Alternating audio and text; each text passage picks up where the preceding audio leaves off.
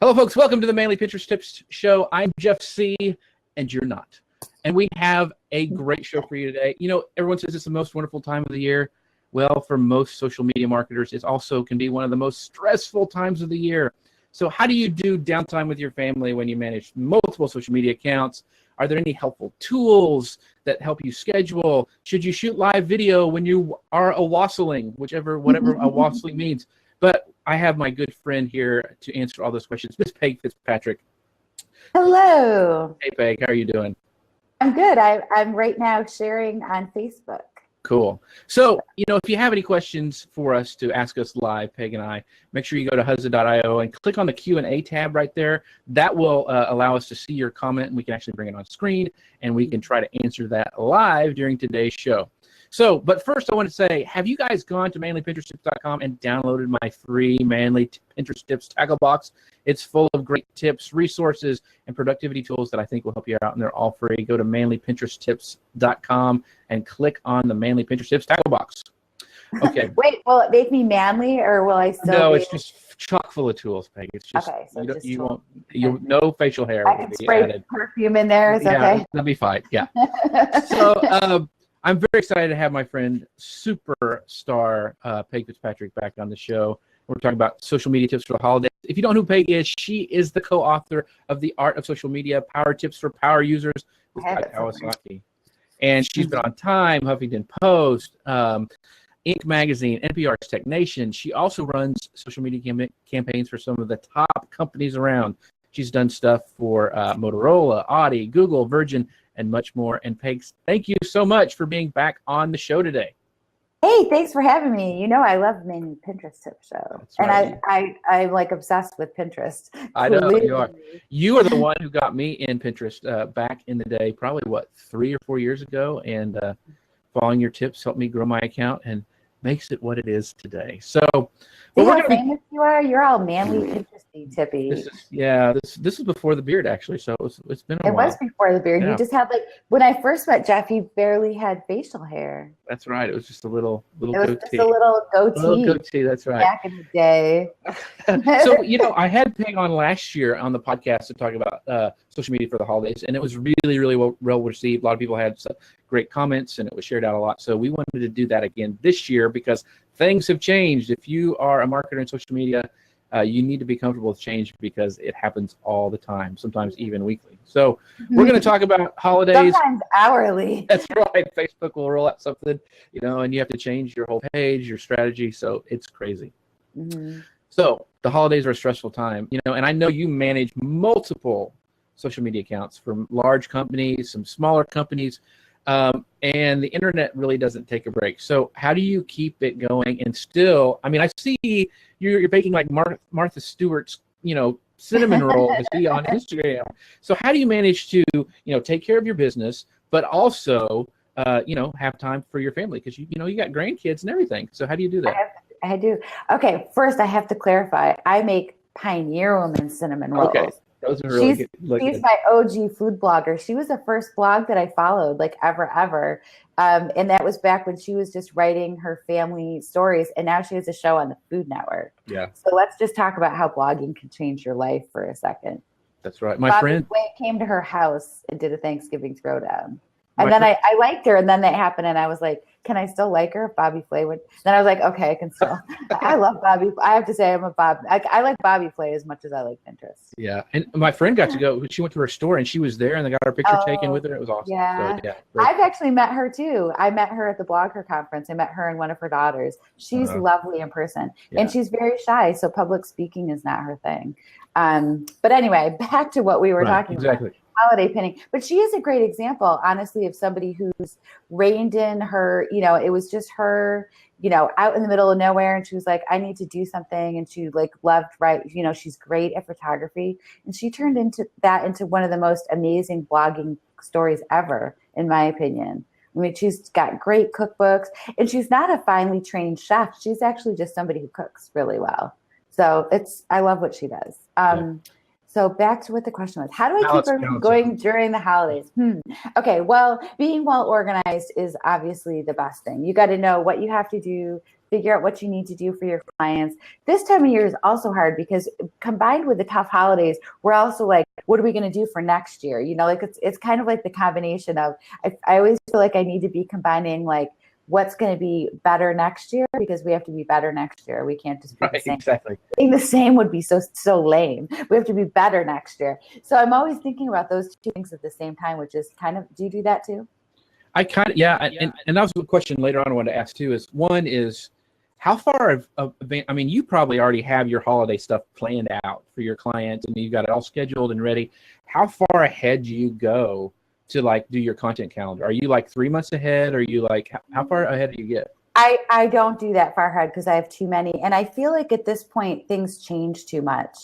So I don't feel comfortable going out as far as I used to. I honestly used to go out a lot farther, and there haven't been any changes lately with Facebook sizes, but it seems like things on Facebook, like, you know, for a while you had to use that weird longer size. Right. It wasn't like Twitter, but wasn't the same as Instagram. And then, you know, so I just don't go that far ahead anymore for Facebook scheduling, because I feel like something's going to change and I'd have to go back. And the hardest thing is if you do a whole bunch out and then you have to change it all. Yes. That's kind of hard. So I mentally am always making the plans, and I'm always like, here.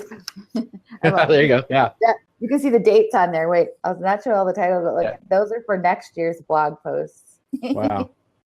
I have to tell you, working with other people helps too, like to push each other to schedule. If you're a blogger or a small business owner and you're working independently, it is hard. So try to find a buddy, even if it's another small business, to help motivate you to work forward. But like I said, I don't go as far out as I used to for Facebook. Twitter, I will. And then Instagram, I'm using Planoly more and more for my Instagram scheduling. But Instagram is just so organic for me. I don't go out that far, even though I could. Like I could schedule a whole month out, but I'm kind of like, I feel like it needs to be like what I'm feeling right now on Instagram. I don't even know if people care. But comment on that. I need to know. Do you guys actually care? Like, because I think about that. Like, I don't know. It's what I'm thinking that day. Like literally what I'm doing on Instagram is what I'm thinking about. Yeah. Are you like that or no? Mine is like more raw. I mean, I try to plan out some things that tie into my brand. Yeah. But like the other day, I was at my barber, who's and there's awesome barber, and she's like, I've been going to her for like 15 years, but she's got this old like historic barber shop in downtown Marshall, Texas, and she had all these antique stuff laid out. So I took a picture of that, and people loved it. I mean, so I think they like getting behind the scenes and stuff, as well as doing, you know, I'll put my blog stuff in there. So yeah, I think it's more. Oh, that would be a good post for Instagram today, and I'm wherever I'm at. Yeah. So for that, you know, but I'm always thinking for the things, if I'm working with brand stuff, that I'm thinking about, okay, like, you know, is there a launch? Is there like, I'm working on a launch later this month for a brand. So I'm thinking about that, how I'm going to plan it. It's going to be video. It's going to be, you know, like I'm thinking about the pieces of that. So I pre-think a lot of things that I do, and I take a lot of notes, but then I'm not scheduling out months in advance anymore because I feel like there's too many changes, except for on our favorite Pinterest. That's right. Yeah. Pinterest, you can really plan out farther. And if you were doing campaigns, you do need to do them earlier because things take a little bit longer to marinate on Pinterest. Pinterest is like a fine steak, right? It is. And the thing is I mean, if you're thinking about Christmas now, you're too late. I mean, because you needed to be almost before Halloween. A lot of people had planned out their Christmas stuff. And so always, you march it even farther back for Pinterest. And it's easy, like with tools like with Tailwind, where you can schedule that stuff out. Now, you know, we've kind of talked, you're a personal brand, I'm kind of a personal brand, but we also have clients that we deal with.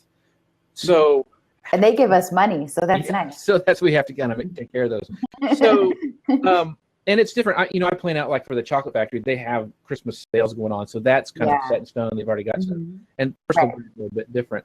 But do you go back and do like a year in review? I mean, all these, you know, a lot of these gurus are saying, you know, do a year in review, do an audit of yourself at the end of the year. And honestly, I have a little trouble sometimes with that because I'm too busy doing other stuff with clients. I mean, I think it's good to be reflective and see, but how much stock do you put in that, and how important do you think it is to? I know you're big in stats, so I'm not saying to ignore that, but how much do you go back and say, okay, here's client X now, and here's at the beginning of the year, and here's me at the beginning of the year, and here I am now. Do you kind of do that kind of year in review? I do, and I do have like a little I have a little Excel spreadsheet that I check numbers on just for like follower growth, to see how things are. I use Sprout Social for my reporting. So when I have client reporting that I'm doing, I just do it in Sprout Social, and it gives me a lot of great information. If it's Pinterest, I use Tailwind.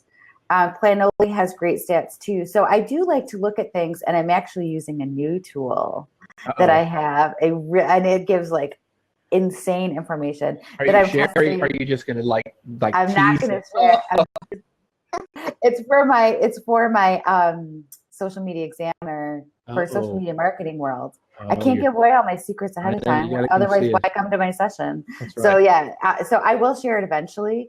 But I have to say, this tool is for big brands, and it measures all the things like sentiment, and like they have 200 data points that they use. Ooh, that's very cool. Yes, so it's very deep. I'm sure Sprout Social has a ton too, but for most of my client work, I use Sprout Social because Sprout Social costs a little bit more than some of the other programs, but if you're working with clients, it does really great client reports. That's cool. That you can customize. So I do love that. I know Hootsuite does reports, but you have to pay for like each individual report. I feel like it's not as expensive, but then they're like, oh, you want a report today? Great. That's $20. And you want another report? I'm like, no, I like get so many free and stuff. It's really confusing. Yeah, I don't like it much. Yeah. So I try to like be fair and not only talk about Sprout Social, but I honestly I work with them for webinars and stuff, but I don't get paid by Sprout Social. I just love them so much. They're just my favorite. So their reporting is really good for me. I think obsessing about stats can be, I don't know, that seems so big brand to me. And I feel like big brands get mired in all that stuff. And I feel like a lot of times it's just justifying the cost for their services. Mm-hmm. Yeah. I think so like too. if agencies are working for them, I mean, do 200 points of data really matter for your Facebook post? Or does it just matter that people liked it and they shared it? Right. Yeah. I say liked it and shared it. So, I mean, as an individual, I think it's just too much to focus on all that. If you're like you and I, Jeff, it's you and I working with some clients, I think, it's definitely, we have to report and give people the data. And it's great to do that. Like I had one client who I just stopped working with, and I gave him like a year-end report on everything. And I was like, damn girl, you did good. Like I was like, and then on to the next thing. But I was happy for it. I was happy for me. And they were happy with the numbers too. It's hard because people hire you to do things, and if they're hiring you to build their Pinterest account, for example, it's not going to happen in a week or a month or maybe even 2 months. It can take a while for things to happen.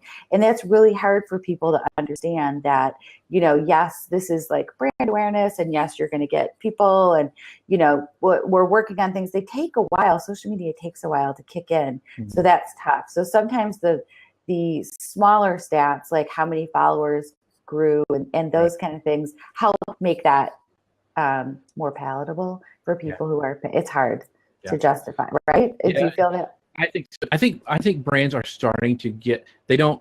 At first it was like that social media was a magic secret sauce that I'll just put Facebook posts and I'll sell all these products. And well, it's a little more than that. And I think they're starting to see that more. I don't find as much pushback as like, why isn't anything happening in the first week? I don't see that as much as I did at first. Which is good. But it's still, they're still like, and that's why we're like you're saying, reporting comes in well. Okay, you talked about stats, and this is kind of veering off, but I wanted to get your thoughts on this because it does have something to do with the holidays.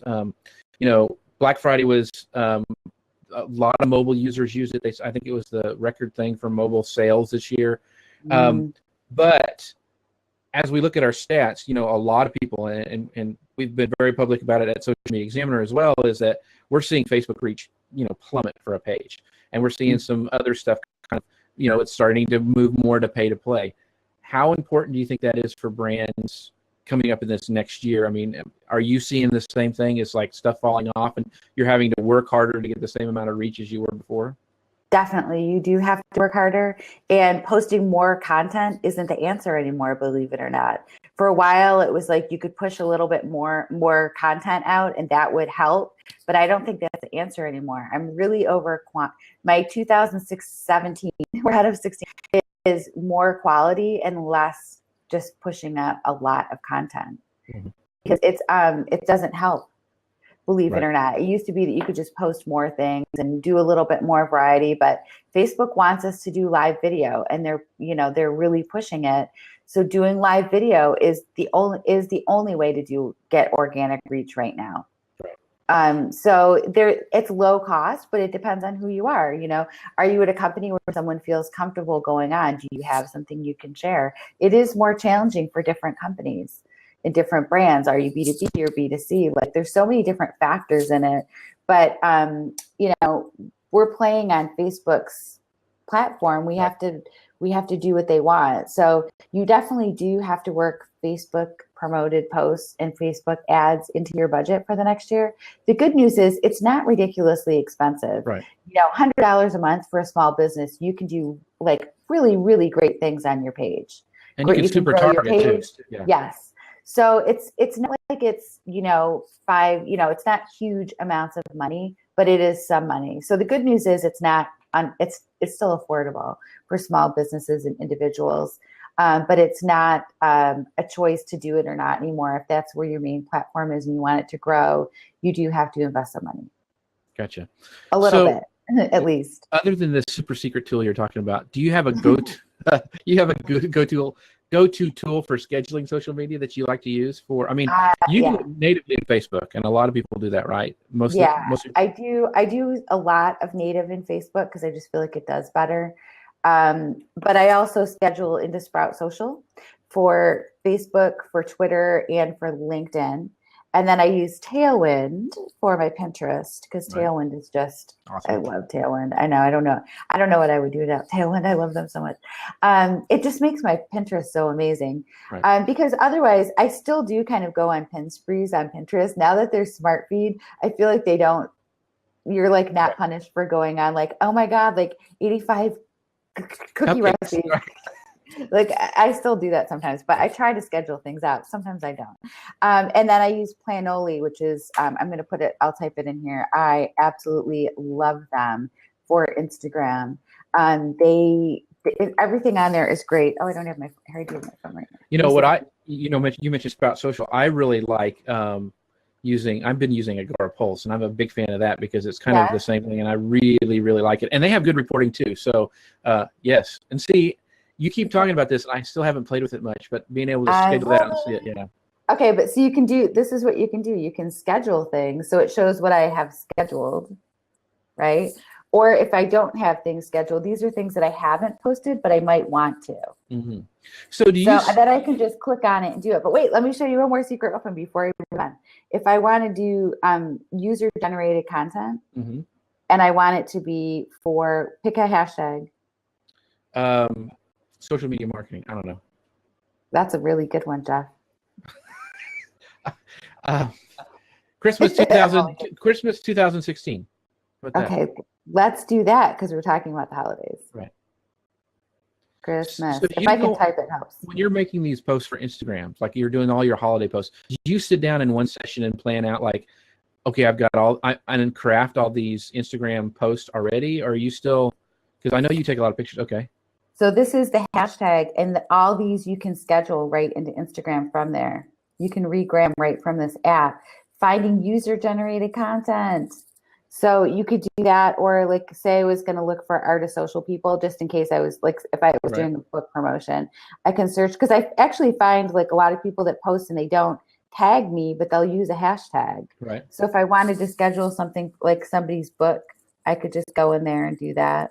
So and it's really not that expensive. I mean, it's like what, $14 a month or something like that. Yeah, and it's great to work with teams. They have like cute little plans. It's really inexpensive, and they have that feature alone, like a Social Media Examiner, for example. If you wanted to do a bunch of conference-generated content from last year, you could go in there and just schedule stuff out. So it's worth it. Like, and it just makes it so easy to use. Very, very cool. Yeah. So. I love them. So those are the three that I use the most. I wish you could have just one thing, but it doesn't seem to be the case that that's ever going to happen. Yeah. Agora Pulse is close. They really are. I really like this. Yeah. And so And especially their Instagram thing, I really like. I mean, there's not a real scheduler for Instagram when we talked about that. Yeah, it just goes down. But the way it does it is like the other ones where it gives you a reminder and you copy and paste it, and it's allowing you to plan it out on a calendar is very, very helpful, and then copy your hashtags or whatever. So I really, really like that.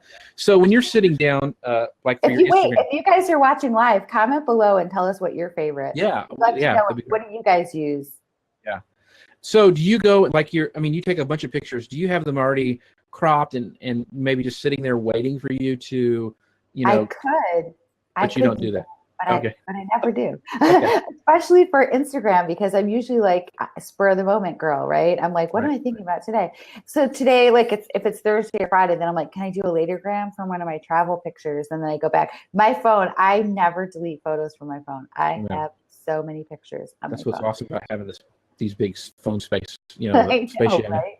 Yeah, I'm always like, oh, I just keep loading it on there. So I could do that, and I'm hoping to do more of that actually in 2017. It's one of my goals is to take more photos with my really good camera, because I do have, I don't even know if it's around here. Nope, I do have a good Fuji camera that I actually still take some things for Instagram. So I'm hoping to do more of that and do more of my own photos for everything. Is there an image creating? And I know there's one that you're going to tell us about, but is there one that you really like on Instagram that you use for your posts? I know you use Adobe Spark. I use VSCO for photo editing. Okay. Like if I want to do some, like it has like great filters and stuff in there. So VSCO app. It's for iOS and Android. And that's the one that I like to use. A lot of really big Instagrammers use that one. You can do great things in there. I will do Facetune occasionally for some things.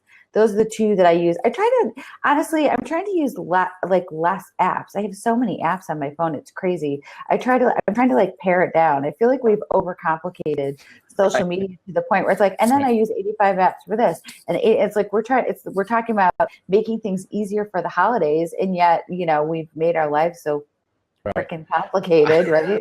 I use Enlight, which for me is like Photoshop in the phone, and I usually have a vignette on the outside of mine, and I just love the way. I know Instagram has one, but I just like the way they do it. And then I use Adobe Spark because I am layout challenged, and that helps me with layout because it's really, really good.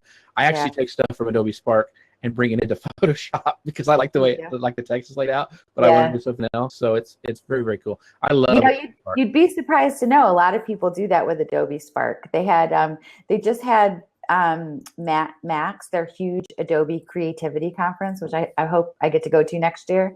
But they tons of the Photoshop users are doing the same thing with Spark. Photoshop's amazing because it does so many things, but sometimes you don't necessarily want to spend that much time on something. So using Spark, you have a lot of the great qualities of Photoshop, but it's just faster because especially for text layout. Because you can do everything in text on Photoshop, and this making it simple and just dragging it and putting it in there, it's really good. Eileen says she uses Viral Tag for Pinterest, Instagram, and slowly migrating her tweets over from Buffer. That's very, very cool. And she agrees that trying to get one app, she's saying trying to move it over to Viral Tag for accounts. And so Buffer's hard to get rid of too. I really like Buffer for hard to get rid of. I really like Buffer. No, I really like Buffer. I mean, I still use that. I know, I was just kidding. It was just the way you said it. So let me give you a quick Adobe trick that a lot of people don't realize they can do. If you make this is one that I made for a blog post. If you love this one, make your own template out of it. You can just hit the duplicate button. And then you can reuse that one, and then it adds it back. So instead of ruining my little template, I just created a new one of it. Now I can change that one. I can change the text. I can change the photo in the background and move it around a little bit. But I like that one. Like, it was a good Pinterest pin. Right. It's a good little format. Getting Trello notifications. A little secret. I use that all the time for like the one I did of you that had keep it simple, sweetheart, where I have like big text. That is what I have a template that I've done the same thing, and then I take that, put it to Photoshop, and then I have something I can use. So very, very cool. Jeff, you've been doing a lot of animations. in Adobe, right? So are you seeing more engagement with the animated posts on Twitter and Instagram? Yeah, and it's interesting because they report it as views, and then you have to click inside of it to see the likes, and so you need to make sure you're looking at both, because sometimes you're preparing, because it auto plays and people scroll through it. But yeah, we really get some good engagement on those animations that we're doing on Social Media Examiner. So a lot of times, like even last year they're saying don't do video on Instagram. Well, now Instagram is moving all to video, and so play with it, see what works good on your account, and we're seeing a lot of good engagement with it. So, have you seen Instagram Live? I've been trying to get it. I update my phone every day trying to see if I can have it, and I don't have it. Every 5 minutes. Do I have it now? Do I have it now? Do I have it now? It's so cool. Let's see if there's somebody on right now. So Instagram has a new feature where you can go live, like a Facebook Live, but you're on Instagram. No, nobody that I know is on live. And when somebody's on, up in this little section, they'll show them, and it'll have this little teeny live thing, and then that you can click on that and it's actually live. It's so cool. I keep checking, but I don't have it either. I'm like, come on. But it looks really cool. And I don't know if there's a time limit on those, but they're really promoting it by actively showing you things. And Instagram stories are a great way to do short little videos. I did a couple right before we went live, just to say, hey, we're going to be live, click on here, and then people can watch it later if they want. And it's a great way to engage with your audience that's already following you. I find it really good for engagement. If you ask a question, most times somebody will, answer. I mean, it's a really good way to people who are following you is engaging with them. So you're talking about live video. Let's jump into that. So for the holidays, what could you do, either Facebook Live or even Instagram stories or Snapchat stories or whatever, to kind of engage your audience around the holidays? I mean, I don't know how effective it would be to sit there and watch little Timmy unwrap the presents if you're a brand or something. But so what would you suggest some ideas for businesses to do maybe with live video? Because like you mentioned before, live video is hot. Facebook's promoting it, and it's good on stories. So what do you think? I would definitely use it. Think of a way that you can fit it in. If you're a small business, obviously you could do holiday specials in your store. You could do videos. You could do a thank you video to your clients. If you're a business that doesn't have a product, you could just make a thank you video. The mannequin challenge is super popular. You could make a little mannequin challenge video and just say, there's a lot of different ways you can work it in. I think this time till the end of the year and then at the beginning of January, again, it's a good time to just say, we appreciate you as a client. I don't think you can say that enough. I think people really appreciate the fact that, if you just say, thank you for being our client, we hope you have a great holiday, or you could even do an update on your hours. We're going to be closed, for the holiday weekend. So we just wanted to give you a peace out and, so use it for communication on your holiday hours. If you're going to be open longer, you could post, hey, we're going to be here, from this time to this time. And obviously we've seen tons of holiday specials, for Black Friday through Cyber Monday, which it seemed like it went on all week, and it's still going on. It's people are just trying to extend those, sales because people are selling so much. So, I think that it is effective for people if they have things online that they're marketing to think of a way that you can do it for your company. There's, make it unique to your company, or kind of come up, redo an idea that you've done in the past that was successful, but think of ways that you can get out front, because every page that I manage, when you do video on it, it does better. Even the chemical company that I manage, when the salespeople when I force them to be on camera, people love it, because those are the people that they work with. And, and my husband he's a vice president of the company, and he knows so much about the industry. He really hates being on camera, but I force him every once in a while because people love it. When I get together with people from Germany, when the chemists are there, I ask them questions on camera and people love it. So you'd think that in the dry cleaning industry, it's very hard. It's a challenge, but there's ways that you can do it and people really love it. They want to know, if they're clients of yours, they love you for some reason. So what's that reason, and how can you bring that to a video? Whether it's just talking with them, showing your products, showing how people are using your products. You could do client testimonials as videos. There's so many different ways. One of the things, I run a chocolate factory And one of the things, Willy Wonka. It's a tough job, but somebody's got to do it. So what they did is and it was and I was like, I don't know if I should post this, but it was their ladies, and it's all handmade chocolate. So they're actually, like, they have gloves on, but they're dipping their finger in chocolate and flicking it over to make the lines and all this stuff. Well, they got behind the scenes and did this little rap. And I thought, and I posted it. People loved it. So I think if you have fun, and show those behind the scenes things at the holiday, when, your receptionist was wearing a Santa Claus hat, people like that stuff, and it makes them more real. And I think, use that, don't go too long. Don't be, don't do one every 5 minutes, but space it out and show them behind the scenes stuff and show them your personality. I think is huge. I think I've even seen 3 minutes is still kind of the range for video. So it doesn't have to be long. It can be very short. So just come up with it doesn't even have to be 100% scripted. Just make a little outline. Like, we're just going to show, how this fudge is made, and talk about the different flavors that we have for the holiday, and then make it short and sweet. And don't forget to introduce yourself. I think that's one thing that people forget a lot, is to say who they are, and blah blah blah. And one awesome thing is that Facebook now has the auto captioning, that if you do a video, you can go and edit it to do captions. So it gives people who are only catching it without the sound, hopefully it makes them interested. Oh, they're talking about Instagram. I'd love to learn about Instagram. So that's on an upload. I'm not sure if it would do it on a live. They have it. It's hard to say how they're choosing what things are going where. If some things are in this app and not in that app. So Facebook, thanks for making it easy. That's right. That's why you need social media managers. Eileen has a question. She goes, back to Instagram Live. Do they move to the front of the line when they are live? Do you know, like, if you're I believe they do. Okay. I think when somebody is live, because there was actually people that were live that I don't follow, but they were live, and so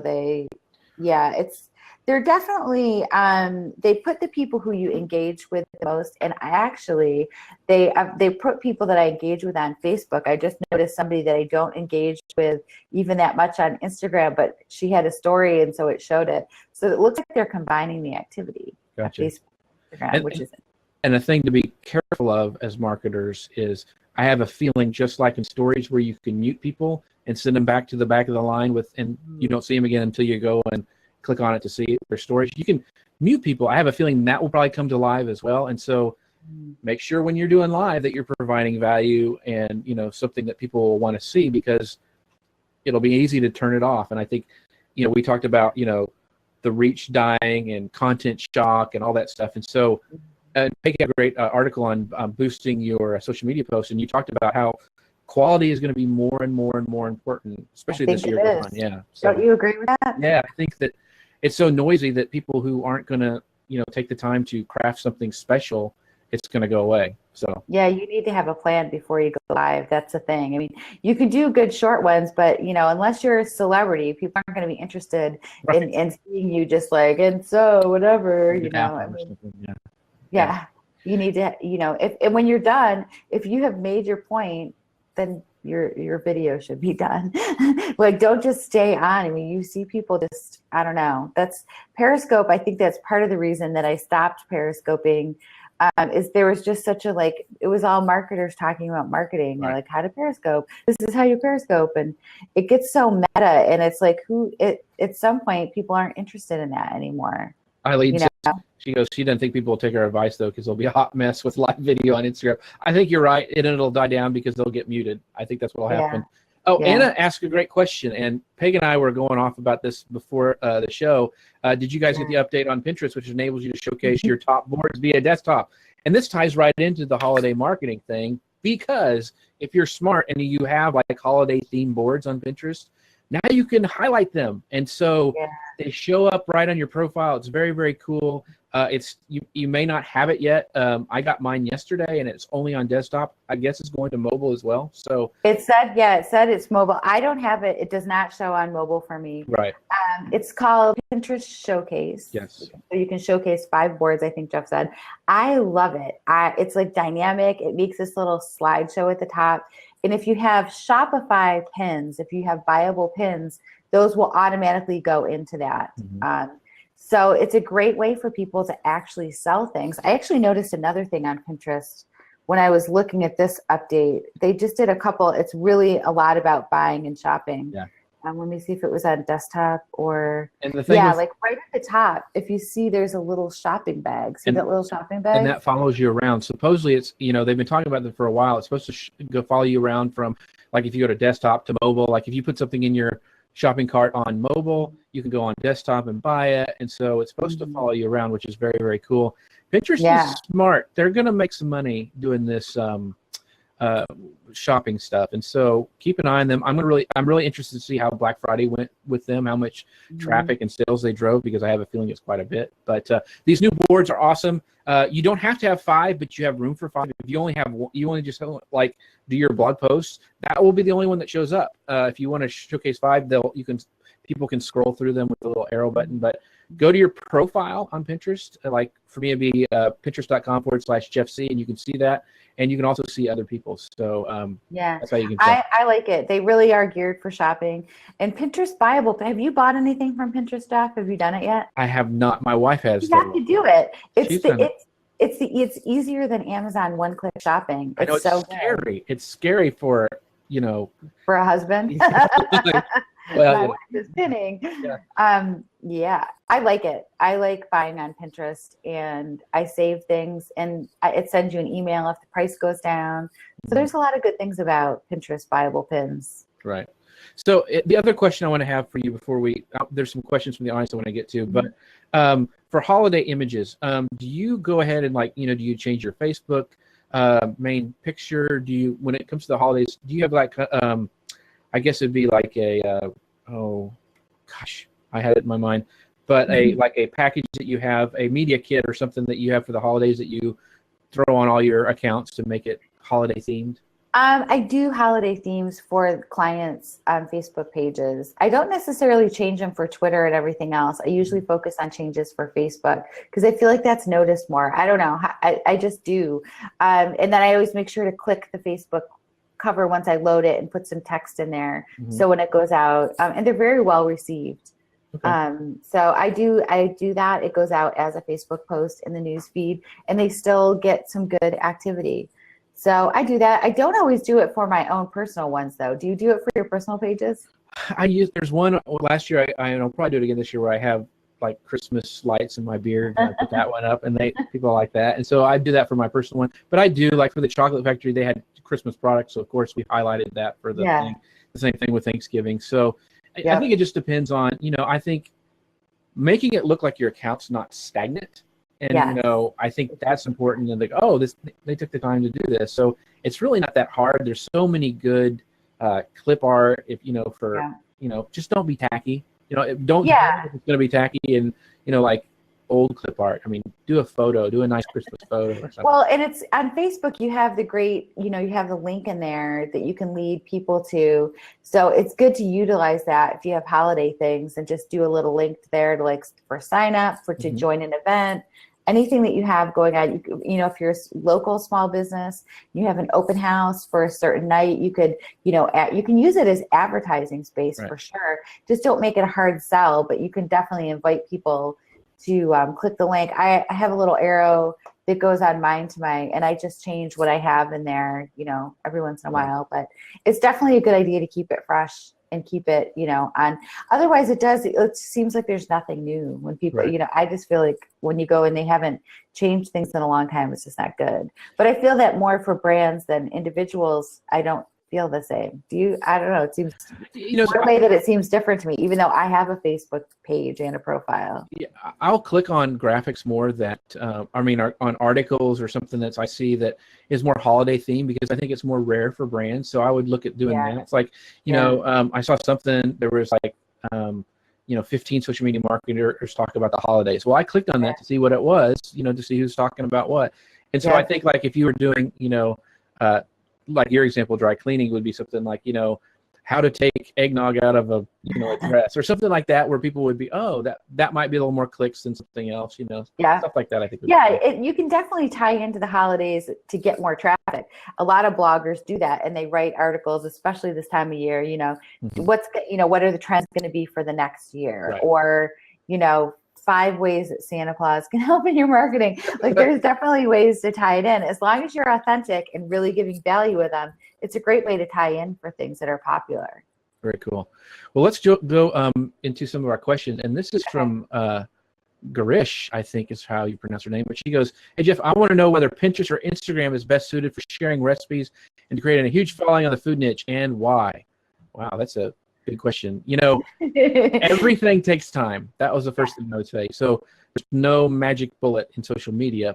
But what do you think, Peg? Pinterest or Instagram for sharing recipes? Oh, wow. I would say both together would be a good thing, because Pinterest, you know, if you have a blog and you set up recipe pins, those are amazing. People do love them. But then with Instagram, which is more of a timely kind of platform, when you post a new recipe, you could post it on Instagram and lead people to your Pinterest pin with the full recipe on it. So I would say both, because people love food pictures on Instagram, but then you get the recipes actually on Pinterest. Right. Or your website. So, and the cool thing is they're rolling out now on Pinterest is this native video, and like they have deals already with Food Network and like Tasty Made and all those people, and they're getting some really big playtime on Pinterest. And Pinterest has said that they want to have Pinterest be a place where long form video is. You know, everything else is you see it on Facebook where it's, you know, really quick, fast recipes. Yeah. Well, they want it to be where you can set your iPad and see a recipe and watch it and then pin that stuff. I mean, so watch Pinterest as they go on for food bloggers and recipes, what's going to happen there, because it's kind of cool stuff. Yeah, but I would say both are great for food blogging. Pinterest, I think, is with the recipe pins and all the things, I think Pinterest, I would definitely spend a lot of time there getting my images the right way, search for some popular pins for food pins to see what they look like and get, because grid pins are popular, how-tos are popular. You could show a few of the steps and then lead to the blog post for the recipe. But Instagram would be a great place to get that, get more awareness for your food. I think so. And also everybody's wanting you to stay on one platform now, and that's why Pinterest is doing that. Even some of these recipe pins, you can see the entire recipe right now on Pinterest. And why would I click over to your blog? So you're going to have to weigh some stuff to see. Yeah. Now, Instagram, and I found this out, and my friend Mike Alton told me about this, is and another way you could probably repurpose some of this stuff is once you post like your image of the recipe on your, like let's say you're doing holiday fruitcake, and you have a great image of that fruitcake and you post it to Instagram. Well, share it automatically to your Facebook account, link those up. And I've noticed, and Mike Alton and some other people is your reach shoots up when you do it, when you tie them in that way. And I've really seen it do that. Yeah, but here's the problem with that. It's good. But you think it's fake numbers? No, I don't think it's fake numbers, because I think Facebook's favoring that right now, and they like that. They want you to tie two things together, but you have to make sure that you're not sharing something over that has tons of hashtags in it. Oh, I go edit it. That's what I mean. Yeah, but some people are not editing it. So it is a good idea, but if I post a whole, then you need to know, if you're going to do that, be aware of what you're posting on Instagram and know that you need to go right to Facebook to edit it, to take out if you have a ton of hashtags. If you have one or two, it's okay. Yeah. And so if you're going to do that, just do one or two in your original Instagram post and then do the rest of your hashtags in your comment on Instagram. Then you don't even have to go edit it. Just know what your plan is. Make sure that you're being nice to all the platforms, because I have seen a bunch of people posting Instagram to Facebook with like 6 or 7 hashtags, and it's just. And she sent it to me because I've done that on our small business social page, because I forgot to go and do that before. That's why she's probably. I edited that. No, did you? Anyway, so that's. But I'm just saying in general, it's a good idea, but just plan for it. So plan by putting a few in the post and then the rest in the comments if you don't want to go back and edit. Very cool. Before we go, last kind of question. Do you know of any hot hashtags right now for holiday stuff on Instagram that you would use? Well, I had my little thing and I just put it down. So if you guys have this little Tailwind planner, I love this little Tailwind planner, and it gives you little hashtags. So right now for the holidays, they didn't have December in there. Where's December? Yes, they do. So they have like all the Hanukkah ones. They have family, happy holidays, New Year's, New Year's Eve, Merry Christmas, Christmas 2016. And then there's all your winter ones as well, because you have winter, winter wonderland, Mm-hmm. wintertime, insta winter. So think about what fits with your brand and what is in your image. So if you're doing holiday, if you're talking about any holiday stuff, definitely, search the hashtag to see what's in there, and then sure, tie it in. If you're picking some holiday hashtags, make sure that you're not using all hashtags that have millions and millions of people on them. You want to do a mix of like high and low, kind of like some that are super popular and then some that are super relevant, that, where your content might not get buried right away. Because it's nice if you can get into the top of the hashtag hub things. So go with the super popular one, and then try to, work in some that are, maybe 100,000, posts, Do you have a number that you do, like 3 real popular ones, and then? Yeah, I do like 2 or 3 really popular, and then I try to do ones that are, really specific to my content that maybe aren't as popular, but the content really fits. So I kind of gauge it by that. Like if I'm working with brand stuff, then you have all the brand relevant things. And, if you're a chocolate company, there's so many good hashtags, there's food hashtags, holiday hashtags. Right. So mix it up and see what works best, because in testing, it's definitely best. But with the holiday stuff, just don't do all of the really, really popular ones. Mix it up so they're not buried.